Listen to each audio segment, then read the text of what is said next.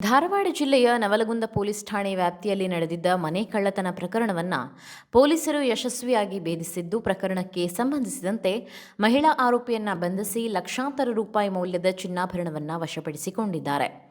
June 12ರಂದು ನಡೆದಿದ್ದ ಈ ಕಳ್ಳತನ ಪ್ರಕರಣದ ಕುರಿತು ದೂರು ದಾಖಲಾಗುತ್ತಿದ್ದಂತೆ ನವಲಗುಂದ ಪೊಲೀಸರು ತಕ್ಷಣ ತನಿಖೆ ಆರಂಭಿಸಿದರು.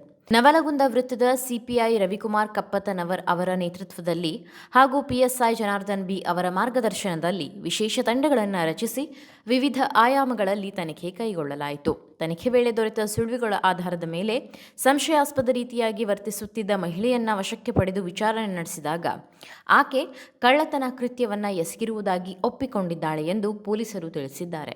ಆರೋಪಿಯಿಂದ 4,20,690 ರೂಪಾಯಿ ಮೌಲ್ಯದ 42.29 ಗ್ರಾಂ ಚಿನ್ನಾಭರಣವನ್ನು ವಶಪಡಿಸಿಕೊಳ್ಳಲಾಗಿದೆ. ಬಂಧಿತ ಮಹಿಳೆಯನ್ನ ನ್ಯಾಯಾಂಗ ಬಂಧನಕ್ಕೆ ಒಪ್ಪಿಸಲಾಗಿದ್ದು, ಪ್ರಕರಣದ ಮುಂದಿನ ತನಿಖೆ ಮುಂದುವರೆದಿದೆ. ಈ ಪ್ರಕರಣವನ್ನು ಭೇದಿಸಿ ಆರೋಪಿಯನ್ನ ಬಂಧಿಸುವಲ್ಲಿ ಯಶಸ್ವಿಯಾದ ನವಲಗುಂದ ಪೊಲೀಸರ ಕಾರ್ಯವನ್ನ ಜಿಲ್ಲಾ ಪೊಲೀಸ್ ಅಧೀಕ್ಷಕಿ ಗುಂಜನ್ ಆರ್ಯ ಶ್ಲಾಘಿಸಿ ಅಭಿನಂದಿಸಿದ್ದಾರೆ.